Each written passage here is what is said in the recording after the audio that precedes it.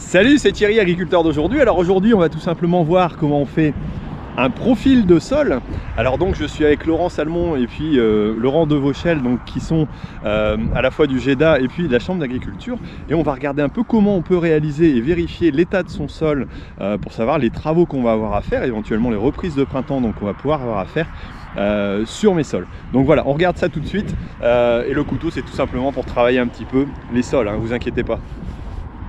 On commence par un premier profil de sol réalisé là où il y a un petit travail superficiel, donc avec un outil de déchômage qui va nous permettre de voir un peu les différents horizons. Alors le premier test, c'est de voir la différence entre la couche supérieure et la couche inférieure qui n'est pas de la même couleur, pour nous indiquer aussi que c'est le même type de sol mais qui a moins d'humus.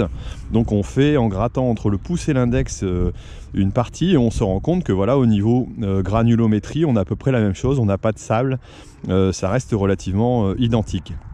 Et ensuite on peut voir lors du travail et la découpe au fur et à mesure qu'il y a vraiment plusieurs épaisseurs différentes. Alors la partie supérieure qui a été travaillée et déchaummée, donc qui est vraiment très molle.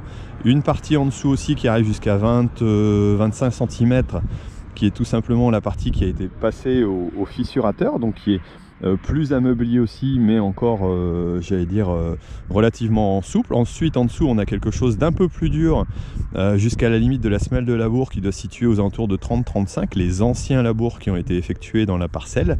Et ensuite en dessous on a la sous-couche, voilà, mais on peut voir qu'il y a des racines qui traversent l'ensemble, des vers d'atère qui traversent l'ensemble, et là il n'y a pas de problème de structure particulière. La question à se poser, c'est est-ce que c'était utile de passer un coup de fissurateur à un moment donné dans cette partie là, parce que la parcelle est relativement bien, donc on pourra voir peut-être dans les prochains profils si on voit d'autres choses.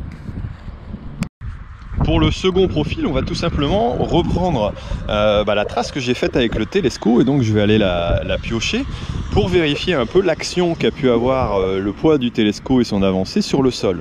Et là on remarque que on est vraiment à saturation au niveau haut, donc il n'est pas question de venir travailler dans des conditions pareilles dans un sol, et on voit un peu le tassement qui se réalise juste en dessous, alors sous forme de bulbe un peu arrondi par rapport j'allais dire au pneumatique, hein. Et on peut voir que c'est vraiment bien tassé en dessous, et sur les côtés on retrouve, mais plutôt sur l'extérieur, à côté de ce bulbe, donc de cet arrondi, la structure qu'on avait précédemment. Donc là pas question de venir intervenir, déjà passer le Telesco c'est déjà un peu trop. Ici on va utiliser un pénétromètre électronique pour tout simplement vérifier un peu et comparer ce que l'on a vu visuellement et ce que l'on peut ressentir au niveau de la force de pénétration donc dans le sol.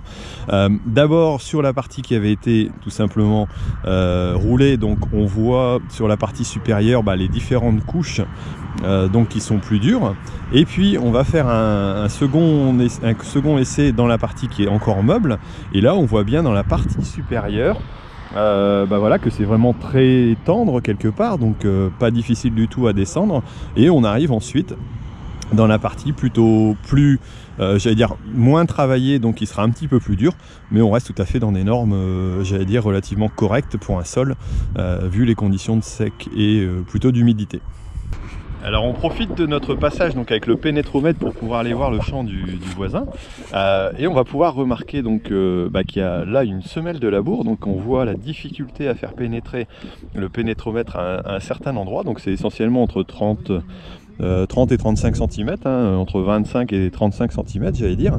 On peut le voir un peu sur le graphique, et là on voit qu'il y a peut-être eu un accident voilà, à un moment donné, et on a une grosse différence à côté, on voit l'action qu'il peut y avoir, et donc le sous-sol qui est un petit peu plus voilà, tassé au niveau de la semelle de labour. Troisième profil de sol qu'on réalise juste à côté donc de ce qui a été déchaummé précédemment, et là il n'y a pas eu d'intervention à part le broyage des engrais verts, et on peut remarquer que l'ensemble est beaucoup plus homogène, on n'a pas cette partie entre guillemets pâteuse, donc quelque part ici au niveau restuyage je pense que ce sera plus facile.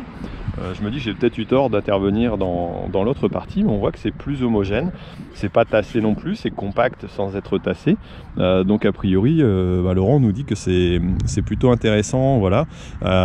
Donc est-ce que le passage que j'ai fait pour mélanger un petit peu la surface du sol a un peu dérangé? Je verrai la préparation de printemps si ça me retarde un peu dans la préparation pour les pommes de terre ici. Pour terminer, on va réaliser 2 autres prélèvements. Donc dans la partie, j'allais dire, de la parcelle où il y avait eu du chou-fleur précédemment, et on remarque pas de différence particulière sur cette, j'allais dire, ce prélèvement-là. Et on vient en faire un 3e où il y a eu un passage de pommes de terre, donc en anté précédent, donc avant le blé. Et là, on repère tout simplement un passage de dent Michel, a priori, d'une grosse dent qui pourrait avoir fait un peu de fine et qui crée un trou qu'on voit ici au centre. Et juste derrière, on va remarquer donc un ver de terre déjà de gros diamètre, hein, vraiment j'allais dire un beau ver de terre, et qui a fait une belle galerie. On voit le mucus qui est sur le côté et la dimension de l'engin. Donc on voit que le sol est bien pourvu en ver de terre. On l'a remarqué dans toute la partie, donc c'est plutôt intéressant quelque part. Voilà, alors on arrive à la fin de cette vidéo. Alors je remercie les 2 Laurent, donc Laurent Devauchel et Laurent Salmon, donc à la fois du GEDA et puis de la Chambre d'agriculture, de m'avoir aidé tout simplement dans ce tour de plaine à comprendre mieux mon sol. C'est vrai que j'ai pu remarquer tout simplement que peut-être le coup de fissurateur que j'ai passé n'était pas forcément utile. La partie qui a été déchaumée, on voit que ça reste beaucoup plus humide, donc à calculer pour des prochaines interventions. Mais sinon, j'ai la chance d'avoir quelque chose aussi au niveau du sol qui est homogène. Les racines descendent bien profondément. Et on a quelque chose de plutôt sympa, donc voilà, pas de soucis particuliers dans ce sol, à part quelques petites j'allais dire anecdotes entre deux. Mais bon, écoutez, j'espère que vous avez trouvé ça intéressant. Vous pouvez vous aussi le réaliser et devenir vous aussi profiler de sol, profileur de sol, donc tout simplement avec votre télescope, avec votre bêche, l'analyser, le regarder, vérifier un peu les tassements, utiliser peut-être une sonde pénétromètre pour pouvoir vérifier un peu s'il n'y a pas de problème de semelle de labour. Ça peut vous permettre d'éviter certaines interventions, ou alors donc provoquer certaines qui pourraient être utiles selon certains cas. Mais vraiment à réfléchir de façon intelligente, accompagner aussi, je pense, pour pouvoir bien trouver les réalisations à faire. Bon écoutez, moi je vous laisse, je vous dis à bientôt sur Agriculteur d'aujourd'hui pour d'autres vidéos. Surtout ne l'oubliez pas, hein, l'agriculture mérite d'être expliquée. Allez, ciao. François, il a bien travaillé. Ouais, mais ça, ouais, tu vois. C'est normal. Regarde, c'est un serpent à sonnette.